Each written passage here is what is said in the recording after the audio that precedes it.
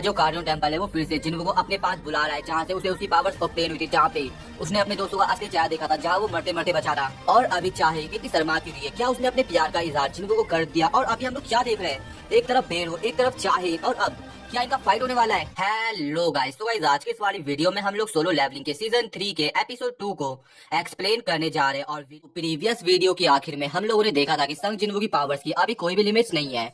तो अब आगे अगले चैप्टर की शुरुआत में हम लोग हंटर एसोसिएशन को देखते हैं, जहाँ पर मिस्टर गो अपने कैबिन में बैठे हुए होते हैं और परेशान दिखाई दे रहे होते हैं माइल की डेथ को लेकर। और फिर उन्हें एसोसिएशन के किसी बंदे का कॉल आ जाता है, और जब वो कॉल उठाते तो उन्हें पता चलता है कि हाईवे के बीच एक बी रैंक गेट अपीयर हुआ है। और ये सुनकर वो अपने मन में सोचते हैं कि अगर वो किसी नॉर्मल स्टार स्क्वाड को भेजते तो वो लोग बी रैंक गेट को हैंडल नहीं कर पाएंगे। और फिर वो अपने साथी को बोलता है, रुको मैं किसी मेजर गिल को कॉल करता हूँ। लेकिन तभी उन्हें कुछ याद आ जाता है, इस काम के लिए एक परफेक्ट इंसान जो कि और कोई नहीं संग जिन्हो ही होता है, क्योंकि संग जिन्हो ने अपने न्यू ऑफिस को ओपन किया है इसी एरिया के आसपास। और दूसरी तरफ जो जिन्हो होता है ना, वो भी उस पल को याद करता है जब नूरमा काफी डर गई थी, और उससे ऐसा लगता है कि क्या जो मिस नूरमा थी उन्होंने सिस्टम की ग्लिम्स को देख लिया था। और मिस नूरमा इतनी डर क्यों गई थी, क्योंकि वो उनकी आंखों में साफ साफ डर देख सकता है। और अब जिन्हो को डाउट हो रहा है कि क्या वो अब फिर से उनसे मिल पाएगा भी या नहीं, और यही सवाल उसके मन में चल रहे होते हैं। और फिर जिन्हो अपना ध्यान इस सब से हटाता है और अपने आसपास देखता है और बोलता है, एनीवे वैसे ये इतना ट्रैफिक हो क्यों रखा है, और इसीलिए मैं सबवे प्रीफर करता हूँ। और इसी दौरान जिन्हो को मिस्टर गो का कॉल भी आ जाता है, और वो मिस्टर गो का कॉल उठाता है और बोलता है, मिस्टर गो मैं आपकी कैसे हेल्प कर सकता हूँ। और अब मिस्टर गो उसे बताते हैं कि हाईवे के बीच एक बी रैंक गेट अपीयर हुआ है, और क्या वो उनके लिए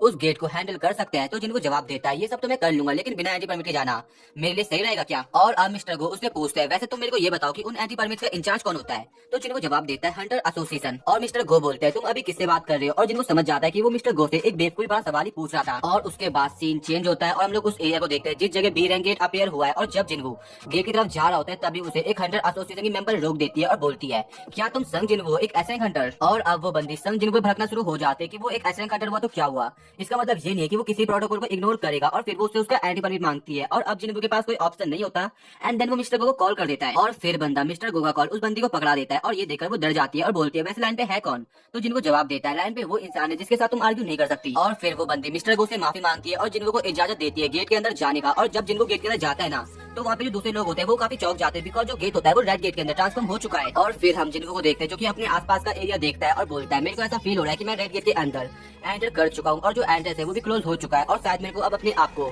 थोड़ा और पुश करना होगा। और ये बोलते वक्त ना बंदे को फिर अपनी मॉम की बात याद आती है, जहाँ पर अब हम लोग देखते हैं कि उसकी मॉम को उसके हंटर बनने से कोई भी एतराज नहीं है, लेकिन उसकी मॉम उसे ये चाहती है कि वो खुद को ज्यादा पुश ना करे। और अब जिन्हो भी रिलीफ फील करता है, क्योंकि उसकी मॉम उसके हंटर बनने के अगेंस्ट नहीं है। और अभी जिन्हो के सामने काफी सारे बीस्ट अपीयर हो जाते हैं, लेकिन जिन्हो भी अपनी शैडो आर्मी को समन कर चुका है। एंड देन फिर इनके बीच फाइट होती है, जहाँ पर जिन्हो की शैडो आर्मी काफी अच्छा खासा डोमिनेट कर रही होती है। और फिर हमें नरेटर के थ्रू बताया जाता है कि जो हंटर्स का जन्म है वो हंट करने के लिए होता है, और जो मैजिक बीस्ट है वही केवल उनके एनिमीज नहीं है जिनसे उन्हें फाइट करनी है। और जो हंटर्स है उन्हें हमेशा सावधान रहना चाहिए कि वो लोग दूसरों का शिकार ना बने, और जो चीज है वो कभी भी किसी वक्त भी बदल सकती है। और इसीलिए फर्स्ट रेट हंटर्स को कभी भी अपना गार्ड डाउन नहीं करना चाहिए, even though thousand of beast है हंट करने के लिए, और हंटर्स कभी भी हंटिंग नहीं छोड़ने वाले, आई मीन नहीं रोकने वाले। और इसके बाद आखिर में हमें दिखाया जाता है कि अब जो संग जिन्हो के टारगेट होने वाले हैं वो नेशनल लेवल हंटर्स होंगे। और इसके बाद सीन चेंज होता है और हम लोग एक हंटर को देखते हैं जो कि काफी डरा हुआ होता है, और उसके सामने मोनार्क ऑफ फ्रोस्ट होता है, और वो उसे कहता है, फिर से जिस इंसान को मैं ढूंढ रहा था वो इस जगह नहीं है, the fragment of brilliant light. और तभी मोनार्क ऑफ फ्रोस्ट को फील होता है कोई उधर आ गया, और वो उसे कहता है,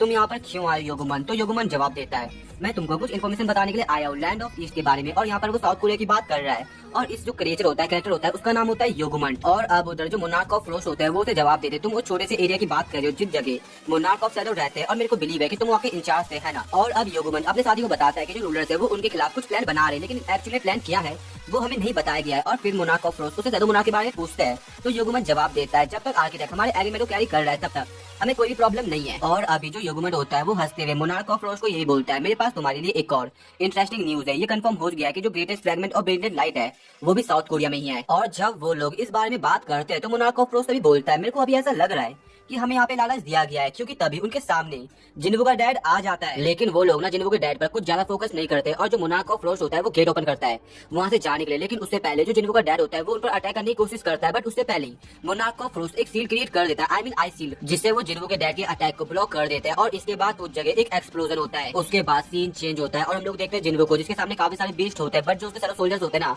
वो सभी बीस्ट को हैंडल कर देते हैं और सभी को पेल के रख देते हैं। और इसके बाद जिन्हो अपनी इन्वेंटरी का यूज करता है और उसके अंदर से अपनी की निकालता है और ये वही की होती है जो कि उसे रैंडम कर्स लूट बॉक्स से मिली थी। और बंदे को इस की को देखकर ऐसा लग रहा होता है कि जो इस की रिक्वायरमेंट है वो उसने पूरी कर दी है 100 लेवल रीच करने के बाद। और अब हमें पता चलता है कि जो की होती है ना वो होती है कार्डिनोन टेम्पल की, और ये वही टेम्पल है जहाँ से अपने जिन्वू को उसकी पावर मिली थी। और अब जिन्वू उस की को देखकर अपने मन में सोचता है कि जो ये की है वो कार्डिनोन टेम्पल की है और उस जगह को मैं कभी नहीं भूल सकता अगर मैं कोशिश करूँ भी तो। और अभी जो सिस्टम है वो मेरे को वापस बुला रहा है जहाँ से ये सब शुरू हुआ था। लेकिन नाउ आई हैव चेंज्ड, और तुम लोग देख सकते हो कि पहले जिन्वू कैसा था और अब वो कितना बदल चुका है। और अब बंदा समझ जाता है कि जो सब चीजें उसके साथ हो रही है वो सब शुरुआत से किसी का प्लान था। कोई उधर है जो कि उसका वेट कर रहा है। और इसके बाद सीन शिफ्ट होता है और हम लोग देखते हैं गॉड स्टैचू को जो कि एक कृपी सी स्माइल दे रही होती है। और इसके बाद सीन चेंज होता है और हम लोग देखते हैं जिन्हो को जो कि कंप्यूटर में बैठा हुआ होता है और जो भी जिन्हो को हेट कमेंट कर रहा है उन्हें सबक सिखा रहा है और उसकी पॉजिटिव पीआर कर रहा है। और ये कर करना बंदा अभी थक चुका है। और फिर अपने ऑफिस में जिन्हो भी आ जाता है जो कि जिन्हो को शुक्रिया कहता है उसके हार्ड वर्क के लिए। और फिर जिन्हो से पूछता है क्या सभी चीजें अच्छी चल रही है, तो जिन्हो जवाब देता है यस,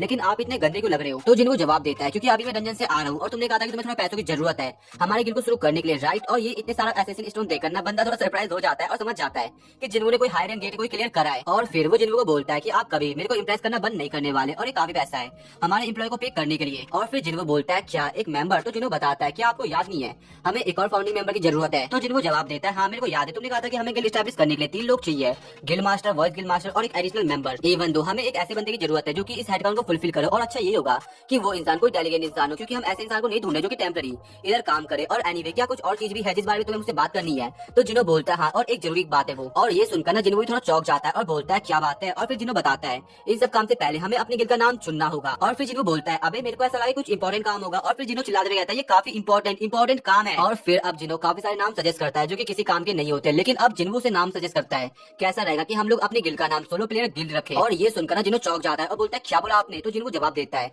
वैसे मैं अकेले तो हंट करता हूँ। और अब जिन्हों अपने मन में सोच रहा होता है मेरे को ऐसा लगा कि ये कोई मजाक होगा और मेरे को हमेशा लगता था कि वो सब चीजों में अच्छा है, बट ऐसा नहीं है, वो हमारी तरह ह्यूमन ही है। और तभी जिन्हों के गेट का दरवाजा नॉक होता है और जिन्हों जाता है और वहाँ पे एक लड़की आई हुई होती है और जिन्हों से पूछता है क्या मैं आपसे पूछ सकता हूँ कि आप हो कौन। और जब वो नाम सुनता है ना तो बंदा काफी चौक जाता है और जिन्हों समझ नहीं आता कि इससे अचानक से हो क्या गया है। और जिन्हों शॉक इसलिए हो जाता है क्योंकि उधर चाहे इन आई हुई होती है, बट जिनको सीधे मुद्दे पे आता है और बोलता है तुम यहाँ पर क्यों आई हो। तो चाहे इन जवाब देती है क्योंकि मैं तुम्हारे गिल्ड को साइन करना चाहती हूँ। और अब चाहे इन और जिन्हों एक दूसरे के आमने सामने बैठे हुए होते हैं और जिन्हों सीधे उससे पूछता है मैं तुमसे फिर से पूछता हूँ मेरे को बताओ कि तुम यहाँ पे क्यों आई हो। और अब चाहे फिर से बोलती है क्या तुमने सुना नहीं मैं तुम्हारे गिल्ड में ज्वाइन होना चाहती हूँ। और जिन्हों बोलता है क्या तुम्हें ये सब काम करने को मिस्टर गो ने बोला है। तो चाहे इन जवाब देती है वो मेरे को ये काम क्यों बोलेंगे। और फिर जिन्हों बोलता है क्या तुम्हें मिस्टर जोंग ने अपने गिल्ड से निकाल दिया। तो बंदी बोलते हैं नहीं। तो अब जिन्हों थोड़ा सीरियस होता है और बोलता है तो फिर तुम क्यों सोलो प्लेयर गिल्ड में ज्वाइन होना चाहती हो। और ये नाम सुनकर ना चाहे इनके होश उड़ जाते हैं, बट जिन्हों बोलता है क्या तुम्हें इससे कोई प्रॉब्लम है, ये नाम मैंने और वॉइस गिल्ड मास्टर ने एग्री किया है। और फिर साइड से जिन्हों बोलता है सीरियसली सर क्या आपने इस नाम को सेलेक्ट कर दिया, क्या आपके लिए जो मेरे ओपिनियन है वो मैटर नहीं करते। और ये सुनकर ना जिन्हों कुछ समझ नहीं आता और वो से कहता है कि तुम कुछ बोल नहीं रहे थे, तो मेरे को ऐसा लगा कि तुमने इस नाम को अप्रूव कर दिया है। और अभी जिन्हों के लिए जो चीजें होती है ना वो काफी ज्यादा कंफ्यूजिंग हो रही होती है। लेकिन अब हम लोग मेन टॉपिक पर आते हैं जहाँ पर जिन्हों चाहे इनको अपने के लिए काफी सारे फ्लोज बता रहा होता है, बट इससे चाहे इनको कुछ भी फर्क नहीं पड़ता। और अब जिन्हों सीधा उससे पूछता है कि तुम ऐसे गिल्ड में क्यों आना चाहते हो, यहाँ पे तुम्हें कुछ नहीं मिलने वाला है। और फिर चाहे इन अपनी आंखें बंद करती है और उसे अपने और जिन्हों के साथ बिताए हुए सभी पल याद आ रहे होते हैं। आई मीन वो याद कर रही होती है। और फिर हम लोग प्रेजेंट में आते हैं जहाँ पर चाहे इनका चेहरा लाल हो चुका है और वो अपने मन में कहती है कि मैं अपनी आखिरी सांस तक तुम्हारा साथ देना चाहती हूँ। और इसका मतलब तुम लोग समझ ही गए होगे। और अभी ना बंदी अपना चेहरा जिन्हों को सीधे दिखा तक नहीं पा रही होती और जिन्हों को ना कुछ समझ नहीं आ रहा होता और वो अपने मन में सोचता है इसे क्या हो गया, क्या कुछ है जो कि मेरे को नहीं बता सकती। और बंदा ना प्यार के मामले में काफी ज्यादा पीछे रह रखा है। और अभी जिन्हों केवल इतना समझ पाता है कि जो चाहे इन्हें वो उसे कुछ छुपा रही है, बट अब बंदा चाहे इनके सामने एक शर्त लग रख देता है कि वो उसके गिल्ड में तभी आ सकती है जब वो एक एंट्रेंस टेस्ट पास करेगी। और फिर चाहे इन उसे बोलती है किस तरह का टेस्ट है। और ये सुनकर जिन्हों समझ जाता है कि जो चाहे इन है वो एक नंबर की जिद्दी लड़की है और वो उसे बोलता है कि तुम्हें मेरे एक समन बीस्ट को हराना होगा। लेकिन बंदी बड़े चौड़ में उसे कहती है क्या बस एक ही, मेरे को ऐसा लग रहा है कि तुम मेरे को अंडर एस्टिमेट कर रहे हो मिस्टर संग, और किस सोल्जर को तुम चुनने वाले हो। तो जिन्हों बड़े चौड़ में उसे जवाब देता है मैं ये श्योर करूंगा कि तुम्हारे लिए मैं एक ताकतवर सोल्जर चुनूं। और अब चाहे इन भी लाइक चलो ठीक है मेरे को कोई दिक्कत नहीं है। और अब वो जिन्हों से पूछती है वैसे ये टेस्ट कब होने वाला है। तो जिन्हों बताता है चलो अभी करते हैं, कैसा रहेगा अगर हम लोग इस टेस्ट को हंटर एसोसिएशन के जिम्नेजियम में करें। तो फिर जिनको अपने मन में सोचता है जो जिम्नेजियम है वो यहाँ से काफी दूर है और अभी मेरे पास एक अपॉर्चुनिटी है अपनी शैडो एक्सचेंज स्किल का यूज करके ये देखने का कि क्या मैं एक साथ 2 लोगों को टेलीपोर्ट कर पाता हूँ या नहीं। और जब चाहे इन दरवाजे से बाहर निकलने के लिए आगे बढ़ती है तभी जिन्हों बोलता है हम लोग इस रास्ते नहीं जाने वाले। और ये चीज उसके समझ में नहीं आती, आई मीन चाहे इनके। और फिर जिन्हों से बोलता है एक आसान रास्ता है, तुम मेरे करीब आ जाओ। और ये देखकर उसकी बंदी काफी शर्मा रही होती है, बट वो वैसे ही करती है जैसा जिन्हों ने बोला था। और फिर जिन्हों कहता है शैडो एक्सचेंज और इसके बाद वो लोग सीधे जिम्नेजियम में टेलीपोर्ट कर जाते हैं। और चाहे इन भी सोचने पड़ जाती है कि वो लोग यहाँ पे कैसे आ गए। और फिर जिन्हों से कहता है चलो टेस्ट को स्टार्ट करते हैं। और फिर चाहे उसे बोलती है अरे मेरे को अभी याद है मैं तो अपने साथ अपना वेपन निकालना भूल गई। तो जिन्हों बोलता है तुम्हारे कहने का मतलब वो कुदाल। और ये सुनकर ना चाइन काफी शर्मा जाती है, आई मीन एम्बेरेस फील करती है। और फिर वो जिन्हों को बताती है अरे यार वो तो मेरा वेपन है नहीं। और जिन्हों हंसते हुए कहता है अरे यार मैं तो मजाक कर रहा हूँ। और फिर चाहे जिन्हों को कहती है स्टोरेज रूम के अंदर वेपन होगा जिसे मैं बोरो कर रही हूँ। और अब चाहे इन स्टोरेज रूम के अंदर जाती है जहाँ पे काफी सारे वेपन रखे हुए होते हैं। और फिर वो एक शॉट उठाती है और बोलती है जिन्हों को अब मैं रेडी हूँ। और अब जिन्हों भी इग्रिस को समन करता है और चाहे इनको बोलता है कि ये एक बेस्ट शॉट मैंने सभी सारे सोल्जर्स के मुकाबले। और अब चाहे इन उसे पूछती है वैसे फाइट कब तक चलने वाली है, तो जिन्हों उसे जवाब देता है ये फाइट जब तक चलेगी जब तक तुम मेरे सेलो सोल्जर को डिस्ट्रॉय ना कर लो या तुम हार ना मान जाओ। और अब जिन्हों इग्रिस को देखकर अपने मन में सोचता है मैंने उसे कह तो दिया कि मेरा सबसे ताकतवर सेलो सोल्जर है, लेकिन अगर वो बेउ से फाइट करती तो ये उसके लिए काफी ट्रॉमेटिक होगा। और इसके बाद जब जिन्हों चाहे की तरफ देखता है तो उसे लगता है कि अब फाइट शुरू कर देनी चाहिए, क्योंकि अभी जो चाइन होती है वो पूरी रेडी हो रखी होती है फाइट करने के लिए। बट तभी उसे याद आता है चाइन ने उसे कहा था कि उसे फर्क नहीं पड़ता कि कोई भी वेपन इस मैच के अंदर यूज हो। और फिर वो चाइन को बोलता है क्या तुम एक सेकंड के लिए अपना सिर घुमा सकती है। और फिर चाइन जवाब देती है हाँ ठीक है। और अब वो इग्रिस को डीमन किंग बैरन के शॉट पकड़ाता है और अब दोनों आई मीन इग्रिस और चाहे इन एक दूसरे के आमने सामने होते हैं। और फाइनली अब फाइट शुरू होती है, जहाँ पर सबसे पहले इग्रिस चाहे इनकी तरफ बड़े चौड़ में आगे बढ़ता है और फिर अपनी शॉट से उस पर अटैक करता है जिसका इम्पैक्ट काफी ज्यादा होता है। लेकिन जो चाहे इन होती है वो उसके हमले को डॉज करती है, इवन उस पर काउंटर अटैक करती है जिसको इग्रिस ब्लॉक कर देता है। और अगले पल हम लोग देखते हैं जिनको का रिएक्शन जो कि काफी शॉकिंग होता है, बिकॉज वो देखता है कि जो उसका सबसे स्ट्रॉन्गेस्ट सेलो सोल्जर है वो हार चुका है। और अब चाहे इन बड़े चौड़ में जिनको कहते हैं क्या तुम श्योर की जो ब्लैक नाइट है वो तुम्हारा सबसे ताकतवर सेलो सोल्जर है, तुमने कहा था कि तुमने अपने फोर्थ स्ट्रॉन्गेस्ट सेलो सोल्जर को समन किया है तो अब अपने मेन सेलो सोल्जर को समन करो। फिर जिन्हो बड़े सीरियस वे में उसे कहता है अगर मैं ऐसा करूंगा तो तुम्हें चोट लग जाएगी। और फिर चाहे उसे बोलती है मेरे को इससे फर्क नहीं पड़ता और वैसे भी मैं एक रीमैच चाहती थी। और ये सुनकर जिनको शॉक हो जाता है और बोलता है क्या तुम ये बात जानती हो। तो वो बंदी उसे बताती है जो बीस था मैंने उसे इंसान के अंदर देखा था और ऑल्सो